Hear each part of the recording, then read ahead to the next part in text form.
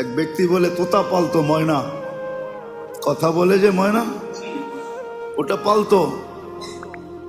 একদিন সকালে শিকারে যেতেছে, ময়না জিজ্ঞাসা করতেছে মালিক কোথায়? শিকার করতে চাই। বলে কোথায় যাবে? জঙ্গলে। শোনো আমার একটা অনুরোধ, আমার বন্ধুদেরকে দেখলে আমার সালাম বলো।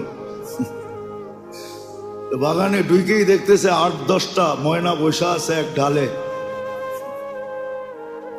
তো দেখা ওই নিজের ময়নার কথা মনে উঠছে, ওনা সালাম দিতে বলছে বন্ধুদেরকে, সম্বোধন করে বলতেছে তোমাদের মতো একটা তোতা আমার কাছেও আছে, সে তোমাদেরকে সালাম দিছে।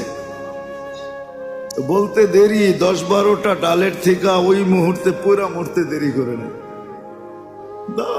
সাথে সাথে পড়ছে আর মরছে। তো 10টাকে নাইরা চেরা উঠা মনটা ভাঙা গেছে যে ওর সালামে এমন কি বিষ ছিল মিলানো যে বলতে দেরি মরতে দেরি হলো না, এক একটা কত দামি। তো ভাঙ্গা মন নিয়ে শিকার ছাড়াই বাড়িতে ফিরে আসছে। তো আসার পরে জিজ্ঞাসা করছে মালিক হাত খালি, শিকার কোথায়?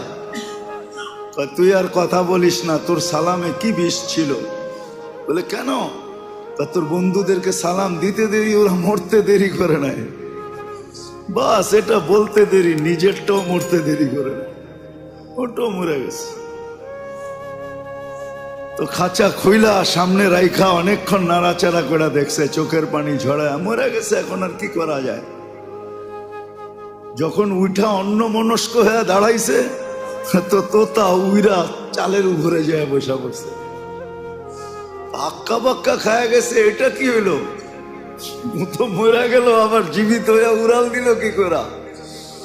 ওইখানে বসা বলতেছে মালিক আমার সালামে বিষ ছিল না, আমার বন্ধুরা আমাকে ফন্দি শিখায়া দিছে যে আমাদের মতো যদি বাগানে ঘুরতে চাস, ফুলের ডালে ডালে ঘুরতে চাস, আর বাগানে বাগানে ঘুরতে চাস, আর বহু জাতীয় ফল খাইতে চাস, তো মরার আগে একবার মরা যা। ওরা আমাকে ফন্দি শিখায়া দিছে।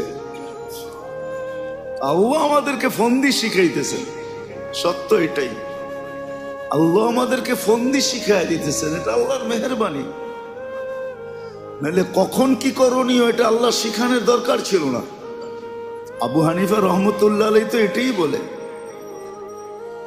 যে মানুষকে যে বিবেক দিছে আল্লাহ, আল্লাহর আর কিছু দরকার ছিল না।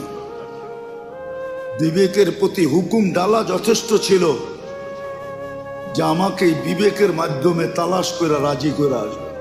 না রসুল দরকার ছিল না, কিতাব দরকার।